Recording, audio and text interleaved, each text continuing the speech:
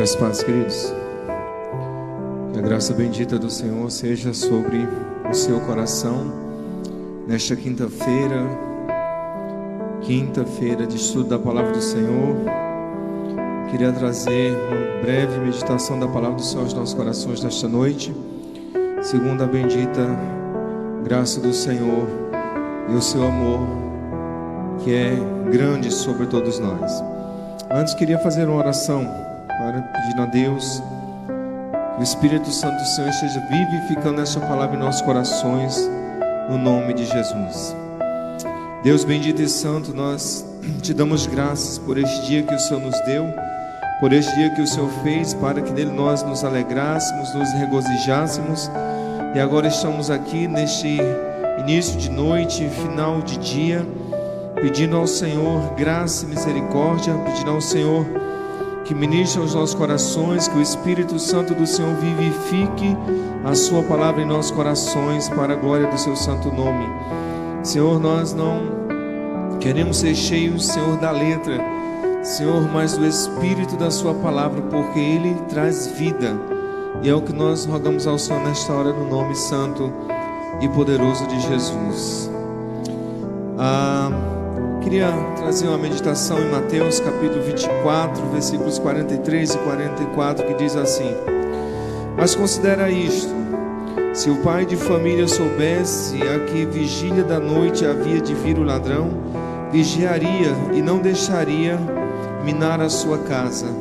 Por isso, estai-vos preparados também, porque o Filho do Homem há de vir a hora em que não penseis. Eu queria meditar sobre o tema sinais dos tempos. Tenho ouvido muito esses últimos dias muitas pessoas afirmarem que nós estamos, nesse momento de pandemia, nós estamos vivendo sinais do fim, sinais da vinda do Senhor Jesus.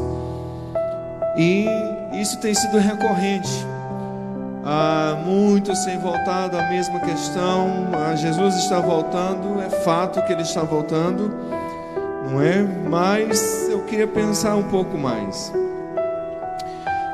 Quando tenho ouvido sobre isso e essas afirmações de muitos, me tem vindo à mente uma questão. Ok, vamos concordar que são sinais do fim. E a pergunta que fica é: para essas tais pessoas que têm entendido dessa maneira e têm se proclamado dessa maneira, tem existido mudança? Se é que tem existido alguma mudança, quais são elas? Porque se nós dizemos que Jesus está voltando, dizemos que estamos vivendo sinais do fim, sinais da vinda do Senhor, e isso não provoca em nós nada, então alguma coisa está muito errada, porque estamos fazendo uma afirmação e essa afirmação não está nos conduzindo à ação. Isso é muito perigoso.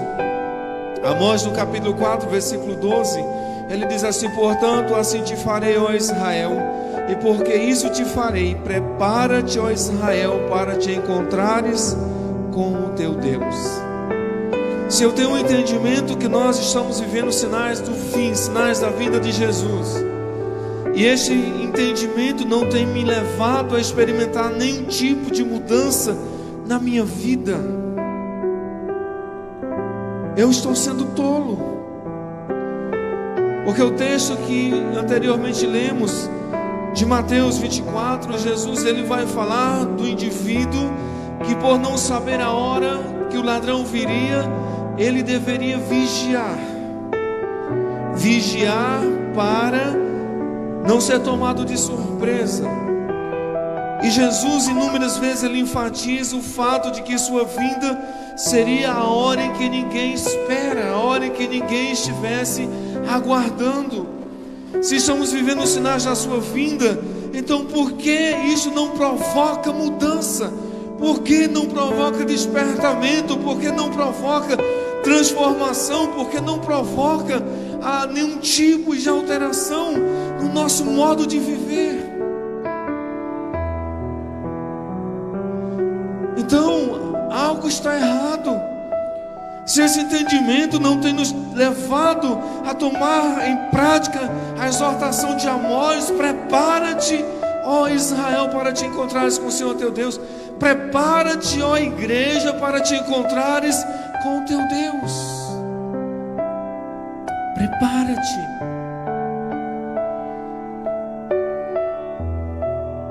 Jesus, no capítulo 15 de João, ele vai trazer aos seus discípulos uma exortação de que o ramo que estando nele der fruto, o Pai, como sábio agricultor, ele o limpa para que produza mais fruto ainda.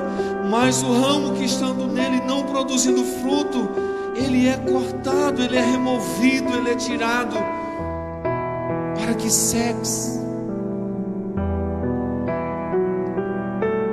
Se eu entendo que Jesus está voltando, se eu entendo pela parábola do servo, pela parábola dos talentos, que cada um daqueles servos recebeu uma quantia para trabalhar. Um recebeu 5 talentos, outro recebeu 2, outro recebeu 1, cada um de conformidade à sua capacidade.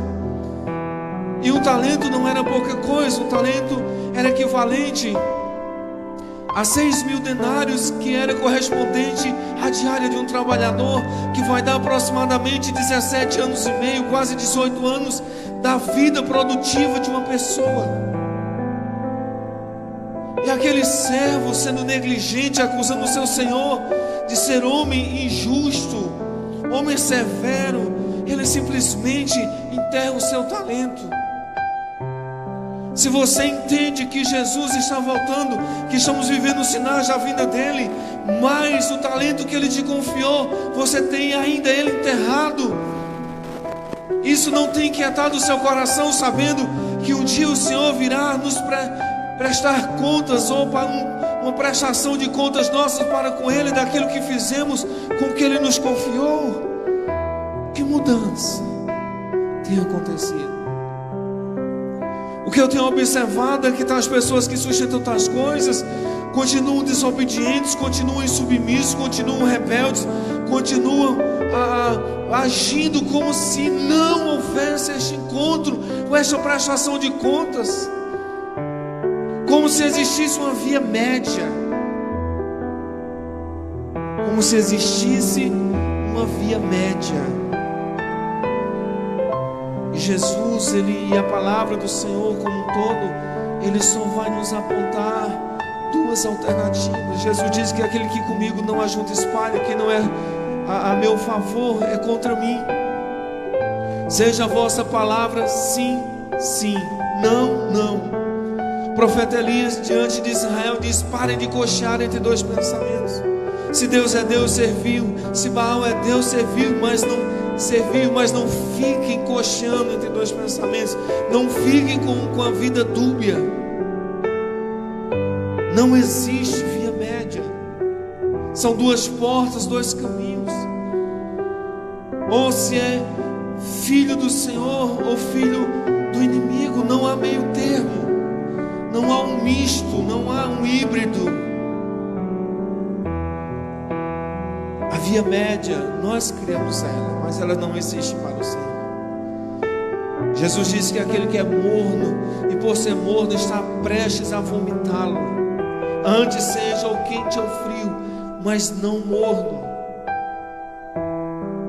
Então, se temos esse entendimento, que mudança isso tem provocado? Que mudança no nosso cotidiano isto tem provocado? Que mudança no nosso relacionamento com Deus isso tem provocado? Que mudança no nosso relacionamento com a palavra do Senhor isso tem provocado?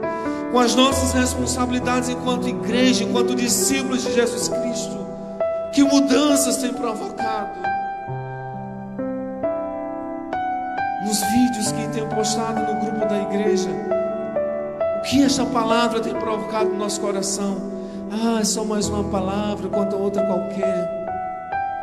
A palavra do Senhor nunca é outra qualquer. Ela é viva e eficaz. Prepara-te, ó Israel, para te encontrares com o Senhor teu Deus. Se entendemos, se temos esta convicção, isso tem que provocar alguma mudança. Se não, alguma coisa está bastante errada. Senão nós vamos nos enquadrar naquilo que Jesus vai falar no capítulo 7 de Mateus, versículo 26. A partir do verso 24 ao 27, ele vai falar de dois indivíduos, daquele homem que, ouvindo as palavras de Jesus, colocou-as em prática. Ele diz: este homem é semelhante a um construtor, a um homem prudente que edificou a sua casa sobre a rocha. Mas semelhantemente, aqueles que ouvem a palavra do Senhor, mas não põem em prática, é considerado a um homem insensato que edificou a sua casa sobre a areia. Versículo 26, do capítulo 7. Então, quando nós dizemos que entendemos que é a vida do Senhor que se aproxima, e isso não nos leva a nenhuma mudança de vida, quando deixamos de nos preparar para nos encontrar com o Senhor, ou nós nos enquadraremos enquanto homens sensatos que ouvem e põem em prática, ou como homens insensatos que têm construído a sua vida cristã, que têm construído a sua religiosidade apenas em cima do ouvir dizer, apenas daquele que é um conhecedor e só, daquele que diz, mas esta fala não produz ação na sua própria existência. Não produz. Sensato ou insensato, nós temos que tomar uma decisão, nós temos que nos posicionar. Não existe meio termo, não existe via média. Onde nós estamos? Semelhantemente a essa palavra de Jesus, Tiago, irmão do Senhor, ele vai repetir algo semelhante no capítulo 1, versículo 22, quando ele nos diz assim: sede cumpridores da palavra e não somente ouvintes, enganando-vos a vós mesmos. Jesus está voltando. Sim. Que mudança está provocando na minha vida? Nenhuma. Eu estou enganando a mim mesmo. Eu estou me enganando. Eu estou fingindo algo que não é real. Eu estou trazendo para a minha vida condenação, porque eu estou menosprezando a palavra do Senhor. Eu estou fazendo de conta, apesar de ser conhecedor, mas de não pôr em prática. Eu estou me pondo em um perigo de eternidade. Existe uma questão. As pessoas pensam que a Bíblia é uma questão de mudança de religião, ou é uma questão de religiosidade, ou é uma questão de argumentação, quem tem razão ou quem deixa de ter razão. Eu não vejo a palavra do Senhor como tal. A Bíblia, ela é uma questão de céu ou de lago de fogo e enxofre, de estar com Cristo ou ser lançado num lugar em que haverá choro e ranger de dentes. Não é questão de quem ganha a argumentação, é uma questão de quem vive ou quem não vive a palavra. Se eu vivo a palavra, glória a Deus, tenho esperança de uma eternidade com Cristo. Se eu conheço a palavra e não ponho ela em prática, não importa o rótulo, o título, não importa os anos que eu frequento uma igreja, infelizmente é lago de fogo e enxofre. Jesus está voltando e eu não me preparo, eu nem me ponho em vigilância para viver essa realidade da vida do Senhor. A porta da graça vai se fechar, e o que eu vou ouvir de Jesus é: apartai-vos de mim, vós que praticais a iniquidade. Vós que praticais a iniquidade, apartai-vos de mim, eu não vos conheço.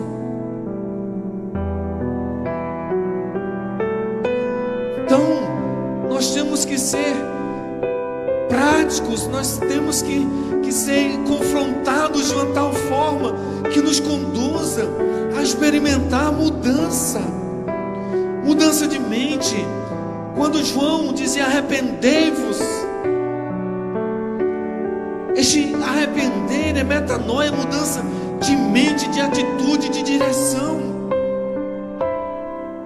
Se não existe mudança de percurso, se não existe meia volta, se não existe correção, se não existe mudança de práticas na nossa vida, que adianta dizermos que Jesus está voltando, que o momento de pandemia que estamos vivendo são sinais da vinda de Jesus, se esta convicção não produz alteração do nosso modo de vida, da nossa relação com Deus, da nossa relação cristã.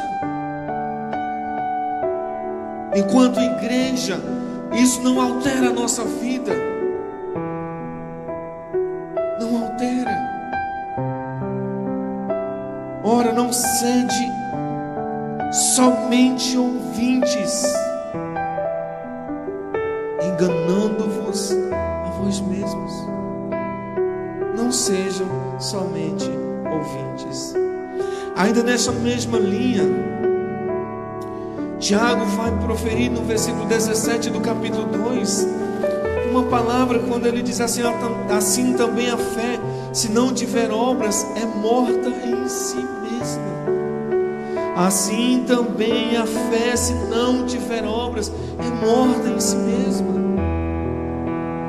E o que Tiago está dizendo aqui? Que se eu sou ouvinte, eu discurso, mas este ouvir da palavra, este discursar da palavra, ele não vem acompanhado com ações e atitudes. Este discurso é morto. Esta fé é inoperante, esta fé é morta. Como mais tarde no versículo 26 do capítulo 2, ele vai dizer que assim como o corpo sem o espírito é morto, assim a fé sem obras é morta. Não dá para remediar. Não dá para remediar. Então, nós precisamos ter convicção. E eu creio que são sinais da vida de Cristo. Creio que isso mudará e tem que provocar mudança na igreja, na nossa forma de cultuar, na nossa forma de viver o cristianismo. Tenha plena certeza que vai mudar. Como diz o pastor Carlitos Paz, a mudança ela é inevitável. A diferença é quem vai mudar agora ou quem vai mudar depois. E este momento histórico, ele vai provocar mudanças. E nós temos proposto mudanças à igreja Betânia de Morros. E não dá para continuar vivendo uma via média que não existe. Não existe, existe apenas na religiosidade dos homens. Ser morno existe para nós. O Senhor diz: porque você é morno, estou prestes a vomitar-te. O frio pode se aquecer, mas o morno será vomitado da boca do Senhor. Então, esse entendimento, ele tem que provocar mudança, ele tem que provocar vida, ele tem que provocar ações, ele tem que provocar despertamento, ele tem que provocar oração, ele tem que provocar leitura, ele tem que provocar paixão pelas pessoas, ele tem que provocar um amor pelos 20 mil habitantes de Morros, por esses quase 200 mil habitantes do Baixo Munim, pelos milhões de maranhenses, pelos 210 milhões de brasileiros, pelos 7 milhões de habitantes da terra. Não tem mais tempo para a gente ficar sendo crente, sendo um religioso, sendo pessoas que não provocam mudança, que muitas coisas do velho homem ainda fazem parte da nossa vida com tanta naturalidade. Nós temos que confrontar o mundo, e não é o mundo usos e costumes, é o mundo práticas, é o mundo conceitos, é o mundo princípios que nós temos adotado e que tem norteado a nossa vida, que tem nos provocado esta via média, que ela não se sustenta dentro da palavra, não se sustenta na vida prática, porém nós a temos adotado no decorrer da nossa vida, até como herança que recebemos como legado de nossos pais. Uma igreja que questiona a pregação, uma igreja que questiona o louvor, uma igreja que questiona tudo, uma igreja que vai para um templo para ser agradada, que vai para um templo para ser amassageada, que vai para um templo para gostar do louvor, para gostar da palavra, e não para cultuar, não para adorar.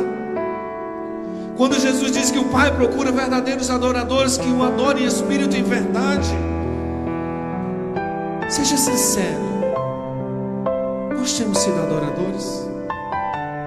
Se Jesus passear no nosso meio vier, se o Pai olhar para nós, Ele vai nos achar como adoradores?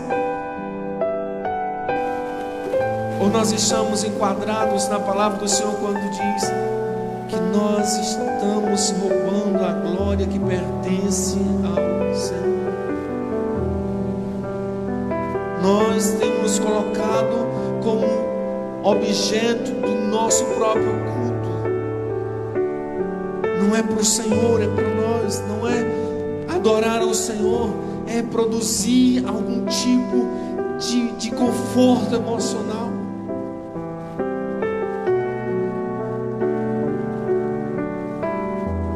Nós precisamos pensar sobre isso. Assim também a fé, se não tiver obras em si mesma, ela é morta. Convicções, se não produzem mudança, não serve para nada. É apenas um pensamento vazio. Não tenho encontrado na palavra do Senhor uma via média. Ela só existe para nós que a criamos e achamos que ela é aceita pelo Senhor. Queridos, eu fico pensando assim: nós tentamos nos convencer de algo que está provocando e vai provocar o nosso distanciamento de Deus, e que Deus tenha misericórdia nas nossas vidas. Uma vida eterna longe do Senhor, uma vida eterna distanciada de Deus, por criarmos esta via média, por criarmos um conceito e acharmos que Deus vai acatá-lo, quando a palavra dele nos dá direcionamentos muito objetivos e claros.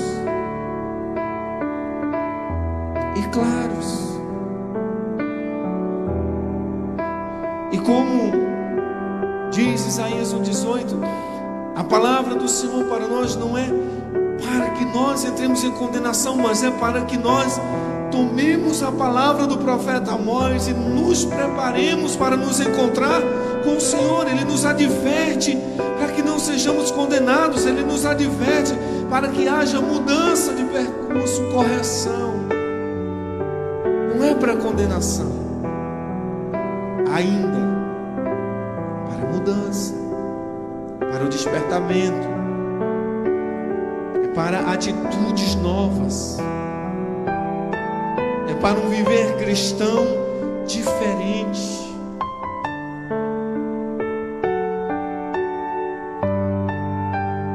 O texto clássico da Bíblia Sagrada é João 3,16, porque Deus amou o mundo de tal maneira que deu o seu Filho unigênito para que todo aquele que nele crê não pereça, mas tenha vida eterna. O apóstolo Paulo, em Romanos 10, ele vai dizer que a fé ela só é provocada quando há quem pregue. Porque a fé vem pelo ouvir e ouvir da palavra.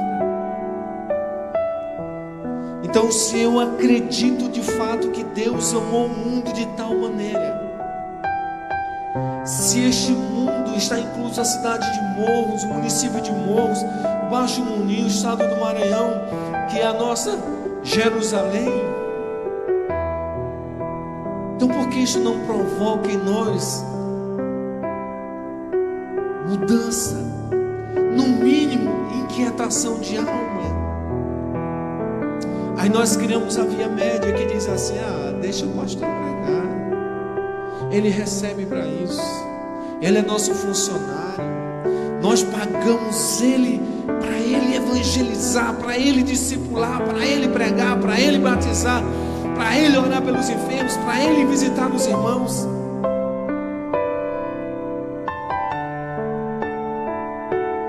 Nos acostumamos a fazer do pastor funcionário, empregado, nosso representante.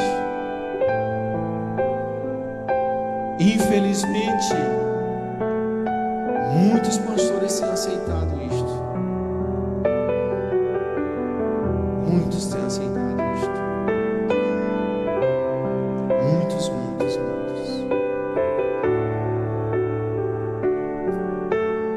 Mas o Senhor, a grande comissão, foi para todos nós.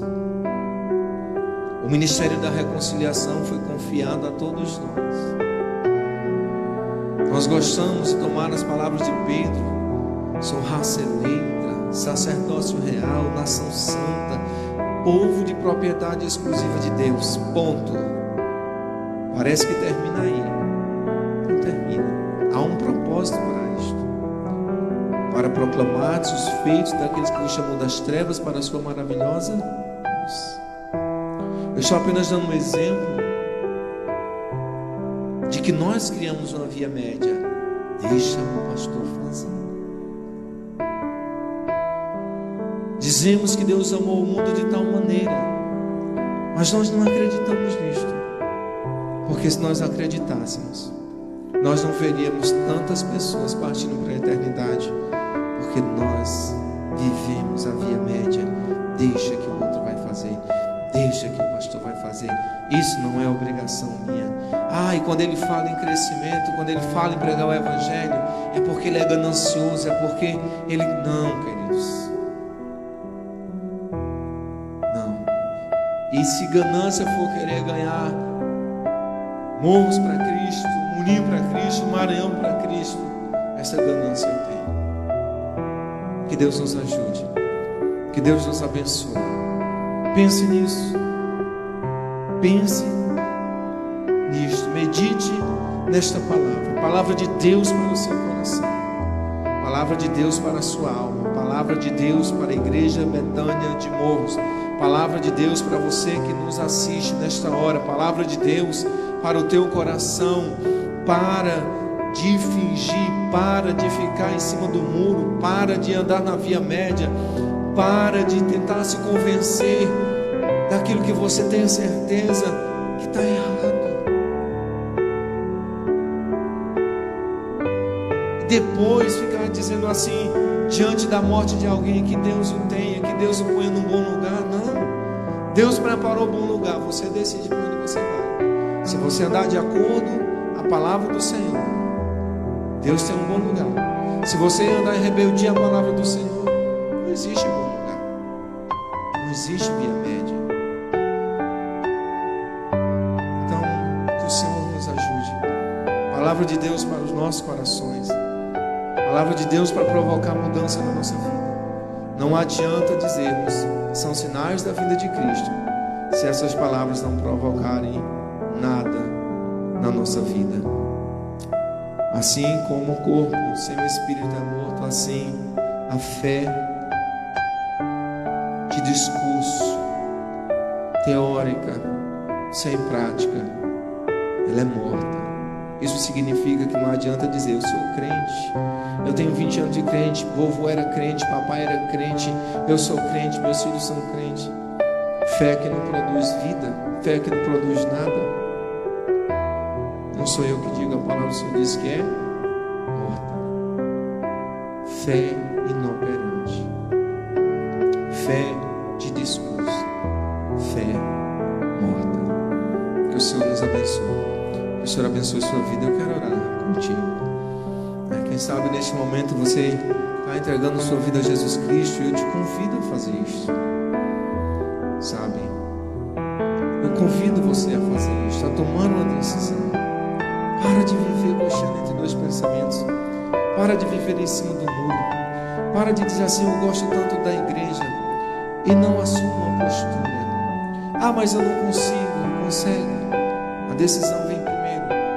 O auxílio da parte de Deus vem junto, te dando força e graça a cada dia para te manter de pé.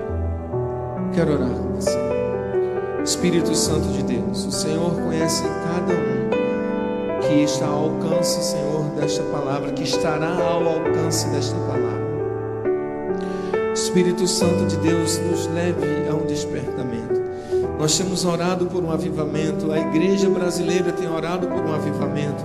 Senhor, que nós experimentemos este avivamento, mas um avivamento não de quatro paredes, um avivamento não emotivo, mas um avivamento que produz de fato práticas, um avivamento que produz brasas e não apenas uma chama rápida, mas uma brasa que vai queimar e queimar e pôr outros em combustão. Senhor, em nome de Jesus, que este coração seja mudado, que esta vida seja inundada com esperança. Para a glória do seu santo nome nós lhe pedimos, Senhor, para uma mudança de vida, para uma viva esperança. No nome de Jesus Cristo, esta pessoa que se rende a Ti, Senhor, que está tomando uma decisão de mudança nesta hora, meu Deus, que o Espírito Santo a ajude, a auxilie, que multiplique graça da parte do Senhor sobre o seu coração, para que ela vença todos os seus desafios e proclame os feitos daquele que a tirou das trevas para a sua maravilhosa luz. Proclame o Evangelho, este amor imensurável do Senhor pelas pessoas, para conduzi-las a Cristo. Que pregue o teu Evangelho, que assuma o seu ministério, ministério que o Senhor confiou a cada um de nós, ministério da reconciliação, em nome de Jesus, em nome de Jesus. Esta mensagem, ela vai estar disponível no nosso canal no YouTube. Sabe, nos ajude, nós precisamos de pelo menos 1000 inscritos. Quando você for lá visualizar, dê um like, deixe um comentário para a gente ter algum feedback. Sabe, quando você faz isso, dá relevância ao vídeo, e o YouTube vai disponibilizar a mais pessoas, nós podemos abençoar mais vidas. Que o Senhor te abençoe. Domingo, no nome de Jesus, estaremos aqui novamente, trazendo a palavra da parte de Deus para o seu coração. Terça-feira não podemos estar aqui por motivo de força maior, mas foi posto um vídeo no grupo da igreja. Deus te abençoe, no nome de Jesus.